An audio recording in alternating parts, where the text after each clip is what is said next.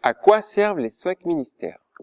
Bonjour, je suis Bunny avec un U comme dans Uni. Je veux aider les hommes à se lever dans leur appel avec leurs dons, leurs talents et leurs compétences, afin de faire de toutes les nations des disciples. Je t'invite à t'abonner à cette chaîne, de mettre un like afin d'avoir du contenu similaire qui va t'aider 3 fois par semaine à devenir leader, à entendre ton appel et à faire des disciples.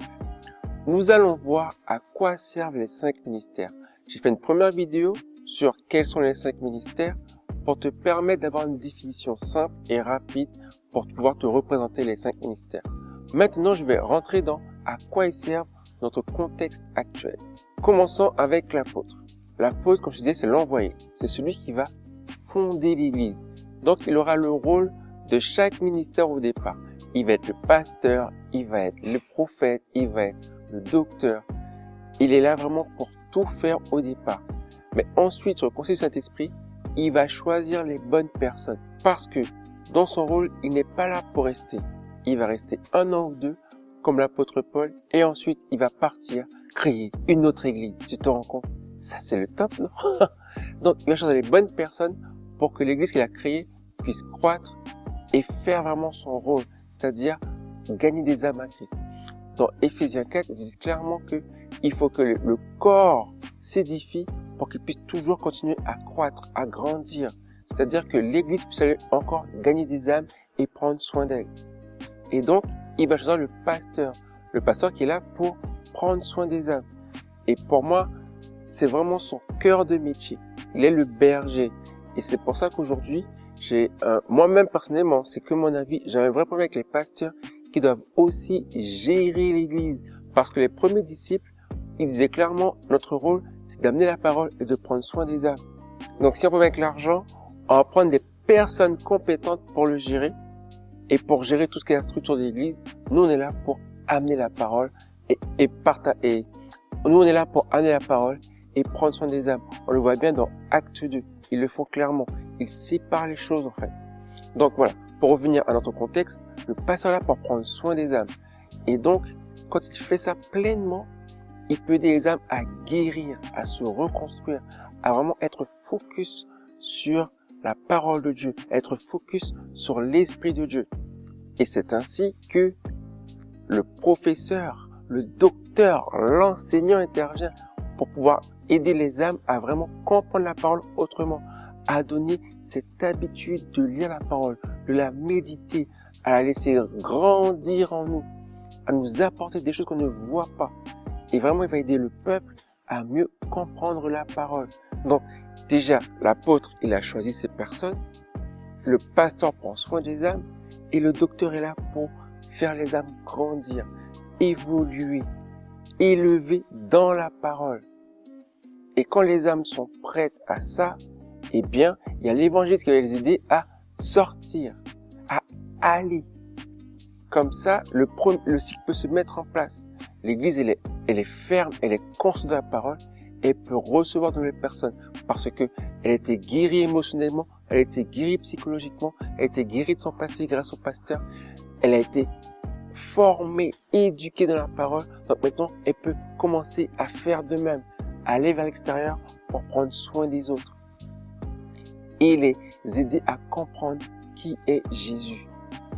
Et ensuite, on a la parole révélée du prophète qui est là pour toujours édifier l'église, mais aussi pour amener chaque membre à entrer dans son appel. Donc ça veut dire que on ne devrait pas avoir de méga church, hein? Bon, je vais pas avoir de problème, hein? C'est un avis personnel. Attention.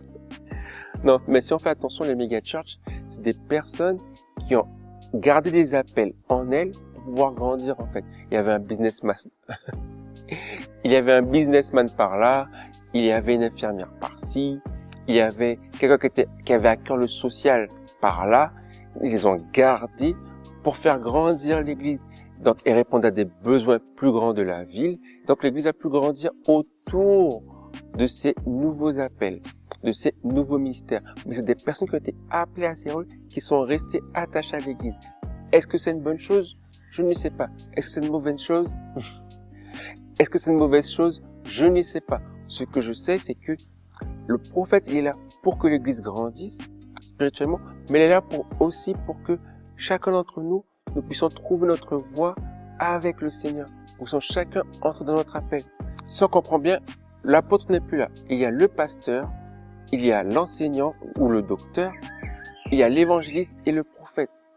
Donc ça fait que constamment, il y a un cycle de nouvelles âmes qui entrent, qui sont bénies, qui sont restaurées avec le pasteur, ensuite qui sont enseignées, ensuite qui sont amenés à sortir et ensuite qui trouvent leur chemin spécifique grâce au prophète.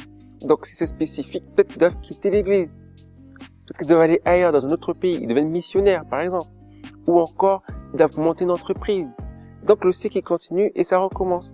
Et chacun rentre dans son rôle et l'église normalement entre 200 et 300 membres, si elle fait son rôle, et reste à ce chiffre-là en fait. Et c'est normal parce que quand quelqu'un trouve ce qu'il a à faire, peut-être qu'il doit rester là, peut-être qu'il doit aller ailleurs. Peut-être qu'il doit rester, peut-être qu'il doit partir. Mais ce n'est pas simplement lié au fait qu'ils doivent rester au même endroit, parce que chacun a un appel spécifique, comme on a pu le voir dans les précédentes vidéos. Donc, l'apôtre, il choisit ces 4 personnes. Et là où je veux en venir, c'est que ces 4 personnes, ces 4 ministères, faut oublier que ce soit 4 personnes, sont censés diriger ensemble. Seigneur, ne me tapez pas s'il vous plaît, ne me tapez pas. Elles sont censées diriger ensemble. Parce qu'aujourd'hui, nous avons un pasteur principal. Normalement, on devrait avoir au moins 4 pasteurs principaux qui décident ensemble. Chacun basé sur leur appel. Le pasteur, son objectif, c'est prendre soin des âmes. L'enseignant, il est là pour faire grandir les âmes. L'évangile est là pour les dire, allez, sortons ensemble. Et le prophète est là pour dire, voici une parole pour toi, voici une parole pour l'église qui va permettre d'avoir une pensée divine pour l'église et pour chacun d'entre nous. Donc si chacun sont là réunis, on peut vraiment avoir une décision prise qui sera là pour le meilleur de l'église. Mais aujourd'hui, nous avons une personne dirigeante qui est quasiment tout puissante. Donc, prenons quelques secondes de silence. Je suis désolé, mais ce point-là me dérange tellement dans les églises de voir les pasteurs qui font tout en fait, qui sont là tout dirigés alors que c'est pas leur rôle en fait. Ils n'ont pas la compétence, ils n'ont pas le don, ils n'ont pas le talent, ils ne sont pas là pour ça. Je ne dis pas que des pasteurs ne sont pas multitalents. Je dis juste que ils devraient être 4 à diriger déjà,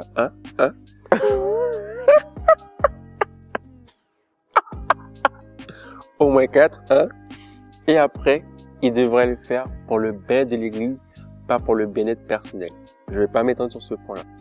Mais en tout cas, ils sont là afin de diriger ensemble pour que l'église puisse entrer dans ce cercle vertueux où elle grandit, elle va gagner des âmes, elle se spécifie, ensuite elle grandit, elle va gagner des âmes, elle se spécifie, ainsi de suite. Dans ce cercle vertueux en fait. J'espère que la vidéo a été claire. Comme je dis, l'apôtre il est là pour 1 temps, 1 an, 2 ans. Il choisit les bonnes personnes et en avant. L'église, elle doit grandir. Elle doit être dirigée par au moins 4 personnes. Au moins 4. Au moins 4. Ainsi, quand il y a une décision à prendre, il y a vraiment besoin de la prière. Il y a vraiment besoin de l'Esprit de Dieu. C'est pas notre décision qui vient de nulle part qu'on ne comprend pas. Donc voilà, je mets ça là. S'il vous plaît, ne me tapez pas. Ne me tapez pas. C'est juste, quand j'ai la parole, c'est ce que je vois. C'est tout ce que je dis. Si vous avez un problème, c'est pas avec la parole. C'est pas avec moi. C'est pas avec moi. C'est pas avec moi. J'espère que tu as appris quelque chose. Si c'est le cas, n'hésite pas à mettre un like et à partager cette vidéo. N'hésite pas aussi à t'abonner. Si tu as des questions, des commentaires, laisse-les. Vraiment, j'ai hâte de pouvoir discuter avec toi. Et en attendant, lève-toi et marche. Je suis Jésus, mais je ne suis pas un follower. Simplement j'ai cru, et ce de tout mon cœur. Je le crie partout, avec toutes mes valeurs. Parfois je passe pour un fou, mais toujours dans le bonheur. Je ne connais pas la honte, ni la culpabilité. Ce n'est pas en compte, juste ma réalité. Tout ce que je le fais à 100%. Je vis dans la paix, peu importe le moment. Tout ce que je veux, c'est que tout ce que...